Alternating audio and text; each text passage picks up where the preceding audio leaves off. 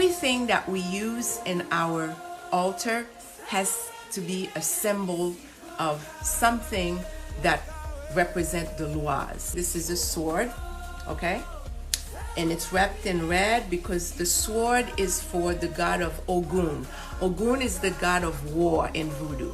Ogou is the god who helped us to liberate ourselves from slavery. So Ogou is a significant god for us. So Ogou, everybody loves Ogou. And you know Ogou too. You just don't know that you know Ogou. You know Ogou every time you watch one of those action hero movies, you know, those movies. The god of Ogou is in there. Ogou is represented in there. Because all of this that I'm talking about is used every day in your everyday life. You just don't know. You don't have the knowledge. You don't know that's what it is. And that knowledge is removed from you for a specific reason. Because imagine if you understood everything, all your experiences, really understood them.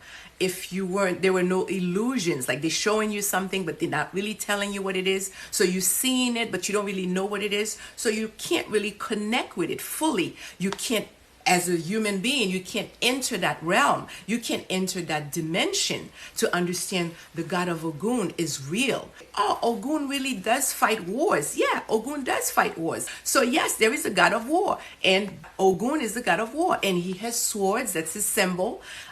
You've seen him when you've seen him on horses in those big action hero movies. Like I said, that's what that's all about, except you don't know. But in voodoo, we understand the symbols. We understand our lois, and we have that relationship with our lois, and we actually enter the realm, you know? So when I put this sword in my altar, my consciousness, I have the consciousness of Ogou, the god of war, the god who liberated my people, my ancestors.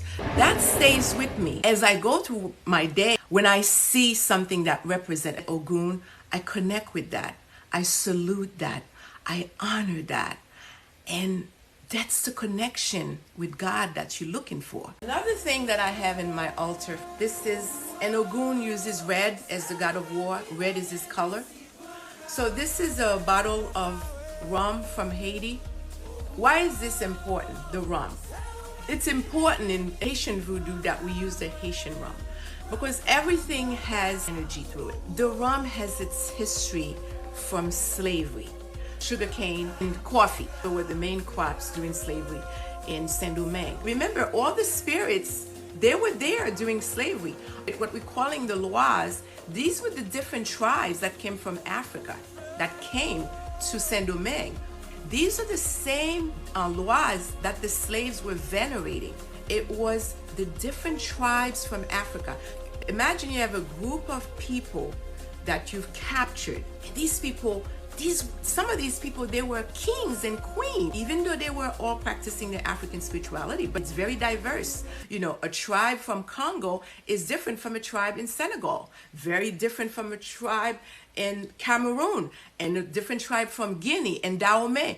Imagine all of these people have similar cultures, but it's very specific to each tribe, very unique way practice their spirituality. And you put all these people together, they don't speak the same language. Now they have to figure out, how are we gonna put all of this together? My unique ways of practicing my spirituality, and your unique ways, and your unique ways. And that's what they had to do. Now you add to that the Tainos, geographically different. They also had their own spirituality. Again, similar to voodoo, but also they had their own unique ways. So now these two people are meeting during a crisis. So the Tainos, they contributed something very specific to Haitian voodoo, which is, like, this is Ogou. This is the representation of Ogou, okay? This is pure mathematics. This is what they contributed to Haitian voodoo. We didn't do this in Africa. They call this veve, okay? This is a direct communication with the lois. This is not the stuff in Hollywood voodoo. The only reason why my people can't liberate themselves yet, it's because they've played in our minds. Religion has played a mind game. We have knowledge, except when you mix it with mind games where people cannot assume who they really are because of years of religious intimidation and years of religious lying to us, telling us that our African spirituality is satanic, is demonic, diabolical. None of that is true.